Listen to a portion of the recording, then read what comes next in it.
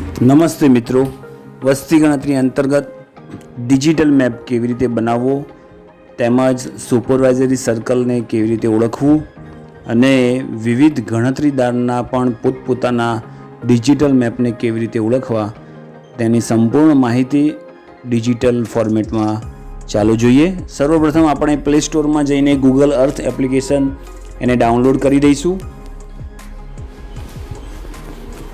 અહીં ડાઉનલોડ કર્યા પછી ઓપન જે બટન લખેલું છે તેને પ્રેસ કરીશું. એપ્લિકેશન ઓપન થયા પછી રાઇટ હેન્ડ સાઈડ જે ન્યૂ બટન લખેલું છે ત્યાં પ્રેસ કરીશું. ન્યૂ બટન પ્રેસ કરવા પછી મિત્રો ફર્સ્ટ ન્યૂ મેપ લખ્યું છે એને પ્રેસ કરીશું.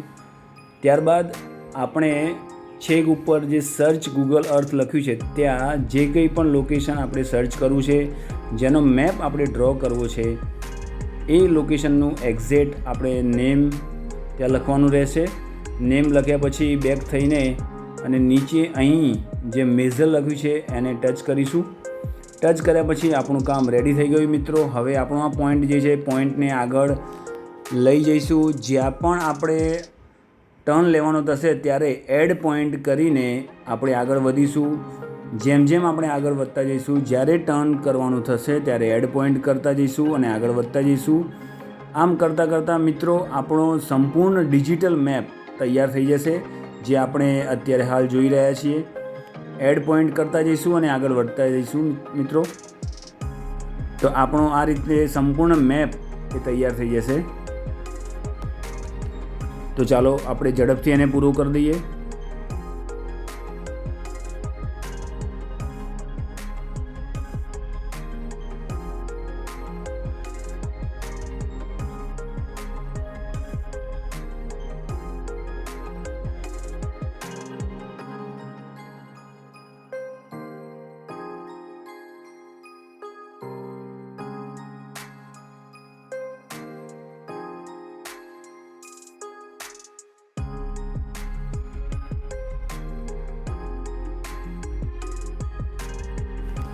મિત્રો આ રીતે આપણો જે લાસ્ટ પોઈન્ટ જે છે એ સ્ટાર્ટિંગ પોઈન્ટ અને એન્ડિંગ પોઈન્ટ બંનેને આપણે મેચ કરીને છેલ્લે ક્લોઝ શેપ એ આપી દઈશું.